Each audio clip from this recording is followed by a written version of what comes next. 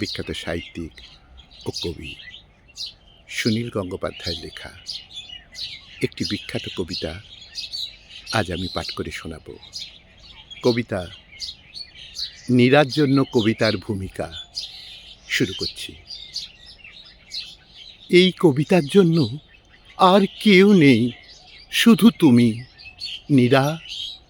এ কবিতা মধ্যরাতে তোমার নিভৃত মুখ লক্ষ্য করে। ঘুমের ভিতরে তুমি আচমকা জেগে ওঠে, টিপয়ের থেকে জল খেতে গিয়ে জিভ কামড়ে এক মুহূর্ত ভাবলে কে তোমার কথা মনে করছে এত রাতে। তখন আমার এই কবিতার প্রতিটি লাইন, শব্দ, অক্ষর, কমা, ড্যাশ, রেপ ও রয়ের ফুটকি সমেত ছুটে যাচ্ছে তোমার দিকে।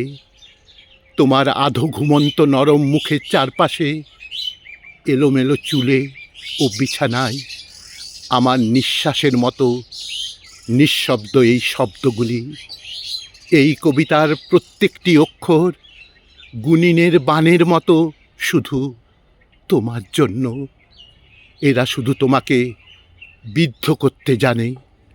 তুমি ভয় পেও না, তুমি ঘুমোও। আমি বহু দূরে আছি, আমার ভয়ঙ্কর হাত তোমাকে ছোঁবে না। এই মধ্যরাতে আমার অসম্ভব জেগে ওঠা উষ্ণতা, তীব্র আকাঙ্ক্ষা ও চাপা আর্তরব তোমাকে ভয় দেখাবে না। আমার সম্পূর্ণ আবেগ শুধু মোমবাতির আলোর মতো ভদ্রহীন। শব্দ ও অক্ষরের কবিতায় তোমার শিয়রের কাছে যাবে। এরা তোমাকে চুম্বন করলে তুমি টের পাবে না। এরা তোমার সঙ্গে সারা রাত শুয়ে থাকবে এক বিছানায়। তুমি জেগে উঠবে না। সকালবেলা তোমার পায়ের কাছে মরা প্রজাপতির মতো এরা লুটোবে। এদের আত্মা মিশে থাকবে তোমার শরীরের প্রতিটি রন্ধ্রে চিরজীবনের মতো। বহুদিন পরে তোমার সঙ্গে দেখা হলে ঝর্ণার জলের মতো হেসে উঠবে, কিছুই না জেনে।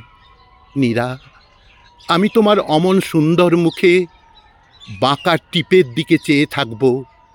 আমি অন্য কথা বলার সময় তোমার প্রস্ফুটিত মুখখানি আদর করব। মনে মনে ঘর ভর্তি লোকের মধ্যেও আমি তোমার দিকে নিজস্ব চোখে তাকাবো। তুমি জানতে পারবে না, তোমার সম্পূর্ণ শরীরে মিশে আছে আমার একটি অতি ব্যক্তিগত কবিতার প্রতিটি শব্দের আত্মা। আমার একটি অতি ব্যক্তিগত কবিতার প্রতিটি শব্দের আত্মা।